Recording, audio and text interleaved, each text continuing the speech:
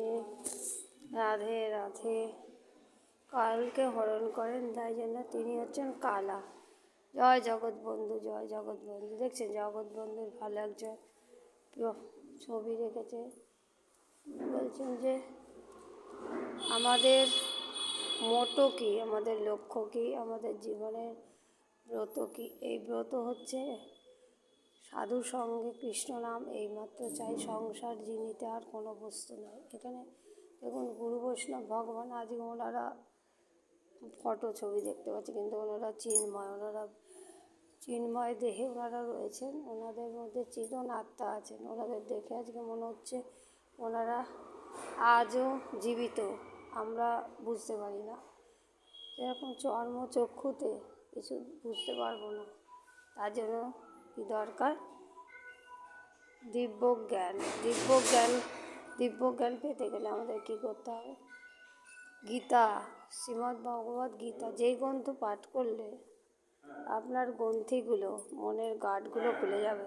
অর্থাৎ পঞ্চ ইন্দ্রিয়, চক্ষু কর্ণ নাসিকা জিহ্বা ত্বক, দেহ তন্মাত্র, আমরা যে বায়ু, মাটি, অগ্নি, জল, এই পঞ্চতত্ত্ব দিয়ে তৈরি, কিন্তু আমাদের সত্তাটা, আমরা চেতন, অর্থাৎ যে মানুষ রূপে জন্মগ্রহণ কেন করলাম? ভগবান আমাদের তো অন্য জীব তৈরি করতে পারতেন, কিন্তু আমাদের এই পৃথিবীতে এসে আমাদের তার গুণগান করতে হবে। ভক্ত ধ্রুবকে যখন নারায়ণ দর্শন দিলেন, তখন ভক্ত ধ্রুব কী বললেন? বাণী তব গুণানি কথনে, এই মুখ দিয়ে তোমার গুণগান গাইব, হাত দিয়ে কী করব? তোমাকে নমস্কার করব, চরণ দিয়ে কী করব? তোমার ধামে যাব। আর মহাপ্রভু বলছেন, ভারত ভূমিতে জন্ম হইল যাহার, জীবন সার্থক করো পরোপকার। তো আগে আমাদের কী করতে হবে? সার্থক করতে হবে। সার্থক মানে কি? অর্থাৎ আমাদের লাইফ, জীবনের উদ্দেশ্যটা জানতে হবে। ঈশ্বর পরম কৃষ্ণ সচ্চিদানন্দ বিগ্রহ, অনাদির আদি গোবিন্দ, সর্বকারণম কারণ। তিনি আমাদেরকে সর্বকারণের কারণ, যিনি গোবিন্দ, তিনি পিতা, মাতা, বন্ধু, সখা, সমস্ত বন্ধু, আমাদের এই পরম বান্ধব। দেখুন এখানে পরম বান্ধব আছে, আজকে বৈজয়ন্তী মালা পড়েছেন, পরম বান্ধব এই যে রয়েছেন। আশেপাশে চারপাশে যাদের দেখতে পাই, তারা কি আমাদের সুহৃদ? ওই হৃদয়ের সুহৃদ একজনই, অর্থাৎ একটা প্রণাম আছে, তমালো বর্ণম সুহৃদ অবতারং, তমাদি দেবং করুণা নিদারং, অপার সংসার সমুদ্র সেতু ভজাময়ী শ্রী ভগবত স্বরূপ। এই অপার সংসার সমুদ্র সেতু একমাত্র পার করতে পারেন এই সুহৃদ, অর্থাৎ শ্রী রাধা মাধব তার গণ। বলছেন তব নিজ জন পরম বান্ধব সংসার কারাগারে, অর্থাৎ কারাগার এই সংসার, সেখান থেকে মুক্তি পেতে গেলে এই মুক্ত সঙ্গ করতে হবে। সাধু সঙ্গে কৃষ্ণ নাম এইমাত্র চাই, সংসার জিনিতে আর কোনো বস্তু নাই। দেখুন সাধু সঙ্গে এসে সাধুর মুখে হরিকথা শুনতে হবে। সাধু কি কখনো বলবে যে তোমার ধন সম্পত্তি হোক, তোমার অমুক হোক তমুক হোক? সাধু সবসময় চাইবে আপনার কৃষ্ণমতি হোক।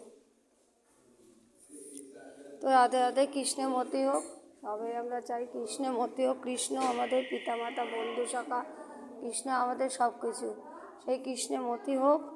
রাধে রাধে। দেখুন কৃষ্ণ আজকে কী সুন্দর সেজেছেন, বৈজয়ন্তী মালা। কৃষ্ণ মাতা, কৃষ্ণ পিতা, কৃষ্ণ প্রাণনাথ, প্রাণের নাথ, তিনি বন্ধু, আমাদের বন্ধু একজনই, তিনি হচ্ছেন কৃষ্ণ। কৃষ্ণ ছাড়া আমাদের কেউ আছে? আপনার থাকতে পারে, আমার নেই, আমার একজনই আছে, এই রাধা মাধব। রাধে রাধে, রাধে রাধে, রাধে রাধে রাধে। দেখুন কত ভক্ত এসছে, দেখুন সব ভক্ত ঈশ্বরকে সবসময় চায়, সে আর কিছু চায় না। অর্থাৎ কি ভালো? রাধে রাধে। এই যে একজন ভক্ত, ওই যে দেখো ভালো আছে করছে। রাধে রাধে। এই এখানে মন্দিরে এসেছি আমরা, সব ভক্ত দর্শন করো, ভক্ত দর্শন করো, সব ভক্ত ভক্তকে দেখো, ভক্তকে দেখলে জীবন সার্থক হবে। ভক্ত শুধু ঈশ্বরের গুণগান যায়।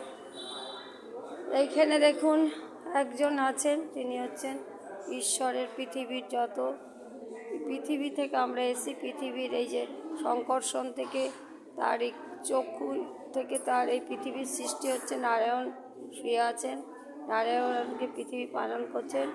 এইটা হচ্ছে আমাদের সৃষ্টির রহস্য। এই যে যোগমায়া, তিনি যোগ সাধন করছেন। গর্ভদশায় বিষ্ণু, তিনি শয়ন করে আছেন, আমাদের যোগ সাধন করছেন। রাধে রাধে। এই সাধুগুরু বৈষ্ণব দেখছেন, এনারা আমাদের জীবন।